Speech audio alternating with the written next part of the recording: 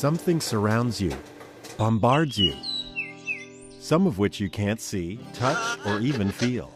Every day, everywhere you go. It is odorless and tasteless, yet you use it and depend on it every hour of every day. Without it, the world you know could not exist. What is it? Electromagnetic radiation. These waves spread across a spectrum from very short gamma rays to X-rays, ultraviolet rays, visible light waves, even longer infrared waves, microwaves, to radio waves which can measure longer than a mountain range. This spectrum is the foundation of the information age and of our modern world. Your radio, remote control, text message, television, microwave oven, even a doctor's X-ray, all depend on waves within the electromagnetic spectrum. Electromagnetic waves, or EM waves, are similar to ocean waves in that both are energy waves. They transmit energy. EM waves are produced by the vibration of charged particles and have electrical and magnetic properties. But unlike ocean waves that require water, EM waves travel through the vacuum of space at the constant speed of light. EM waves have crests and troughs like ocean waves. The distance between crests is the wavelength.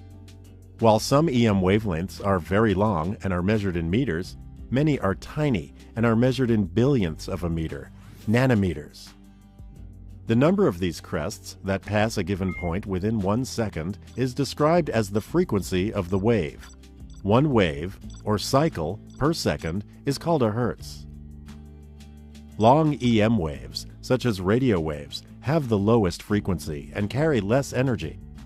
Adding energy increases the frequency of the wave and makes the wavelength shorter. Gamma rays are the shortest, highest energy waves in the spectrum.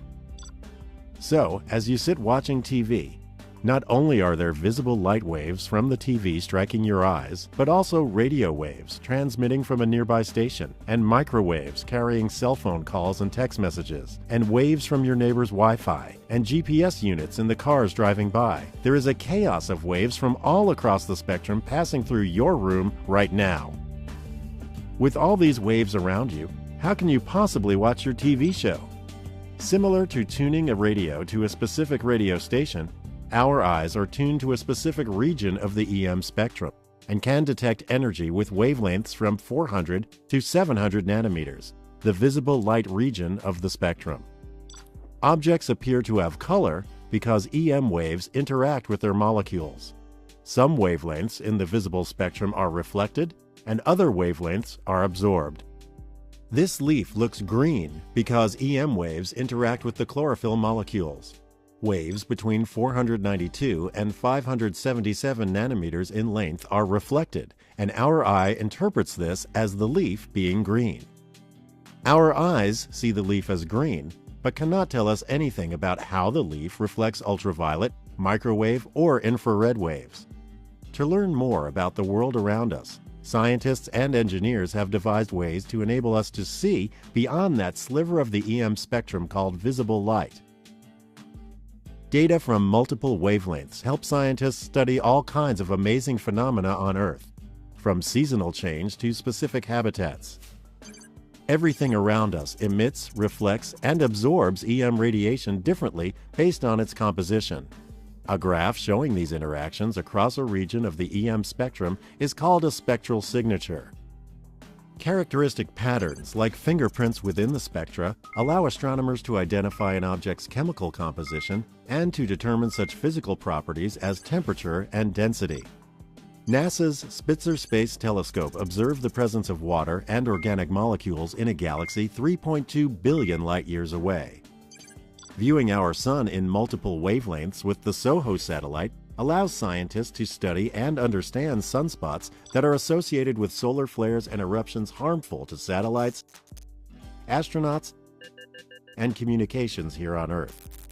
We are constantly learning more about our world and universe by taking advantage of the unique information contained in the different waves across the EM spectrum.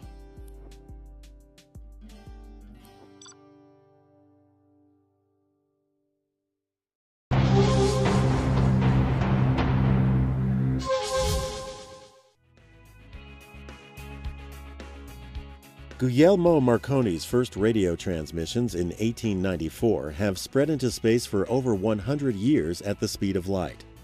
They passed Sirius in 1903, Vega in 1919, and Regulus in 1971. That signal has already passed over 1,000 stars. Anyone orbiting one of those stars with a really good receiver could detect Marconi's signal and know that we are here. Radio waves are the longest and contain the least energy of any electromagnetic wave. While visible light is measured in minute fractions of an inch, radio waves vary from about 19 centimeters, about the length of a water bottle, to waves the length of cars, ships, mountains, all the way up to monstrous waves longer than the diameter of our planet. Heinrich Hertz discovered radio waves in 1888. The first commercial radio station went on the air in Pittsburgh, Pennsylvania on November 2, 1920. Then, in 1932, a major discovery by Carl Jansky at Bell Labs revealed the stars and other objects in space radiated radio waves. Radio astronomy was born. However, scientists need giant antennas to detect weak, long-wavelength radio waves from space. The enormous Arecibo radio dish antenna measures 305 meters in diameter, over 3 football fields. Scientists can link the signals from an array of separate radio antennas to focus on tiny slices of distant space. Such arrays act as a single immense collector. This giant New Mexico array uses 27 parabolic dish antennas shaped into a giant Y, with each arm capable of stretching for 13 miles. Scientists have even spread these linked antennas across the globe. One of the largest stretches from Hawaii to the Virgin Islands and acts like such a powerful telephoto lens that a baseball sitting on the moon would fill its entire field of view. Many of the greatest astronomical discoveries have been made using radio waves.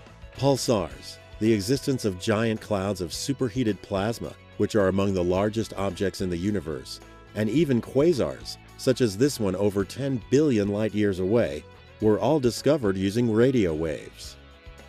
Radio waves also provide more local information. Astronomical objects that have a magnetic field usually produce radio waves, such as our Sun. Thus, NASA's STEREO satellite is able to monitor bursts of radio waves from the Sun's corona. Wave sensors on the WIND spacecraft record the radio waves emitted by a planet's ionosphere, such as the bursts from Jupiter, whose wavelength measures about 15 meters. Radio waves fill the space around us to bring entertainment, communications, and key scientific information. We can't hear these radio waves. When you tune your radio to your favorite station, the radio receives these electromagnetic radio waves and then vibrates a speaker to create the sound waves we hear. We may not be able to tap our toes to the cosmic radio transmissions, but we certainly discovered much about our universe's grand cosmic dance by listening to them.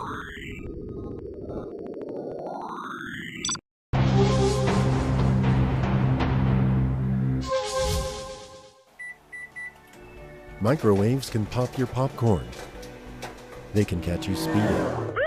They carry thousands of phone channels to speed your calls. But can microwaves help us learn about our world and our universe? Let's find out. With wavelengths ranging from 30 centimeters down to 1 millimeter, microwaves fall between radio waves and infrared. Microwaves are used in Doppler radar, which is widely used for short-term localized weather forecasting and what you see on TV weather news. Satellites have revolutionized weather forecasting by providing a global view of weather patterns and surface temperatures. This unique perspective has greatly increased the accuracy of tropical storm and climate forecasts. Different wavelengths of microwaves, grouped into bands, provide different information to scientists. Medium-length, C-band microwaves penetrate through clouds, dust, smoke, snow, and rain to reveal the Earth's surface. Satellite microwave measurements reveal the full Arctic sea ice cover every day, even where clouds exist. These measurements show great variability from year to year, but also an overall decrease in Arctic sea ice since the late 1970s, illustrated here with maps and a time series of Arctic sea ice in September at the end of the summer melt. The Japanese Earth Resources satellite uses longer wavelength L-band microwaves for forest mapping by measuring surface soil moisture, such as this image of the Amazon basin, to identify areas of recent deforestation. L-band microwaves are also used by global positioning systems, such as the one in your car. Scientists routinely combine microwave information with information from other parts of the EM spectrum to study the composition of cosmic dust or of a supernova, such as this supernova image that combines X-ray, radio, and microwave data. This recently known supernova in the Milky Way exploded just over 140 years ago at the time of the American Civil War. One important phenomenon is unique to microwaves. In 1965, using long L-band microwaves, Arno Penzias and Robert Wilson made an incredible accidental discovery. They detected what they thought was noise from their instrument, but was actually a constant background signal coming from everywhere in space. This radiation is called cosmic microwave background, and if our eyes could see microwaves, the entire sky would glow with a nearly uniform brightness in every direction. The existence of this background radiation has served as important evidence supporting the Big Bang theory for how our universe began. Microwaves have become both staples and wonders of modern life. They are also the backbone of communications and of Earth's sensing systems, and they are an excellent guide to the ancient history and origins of our universe.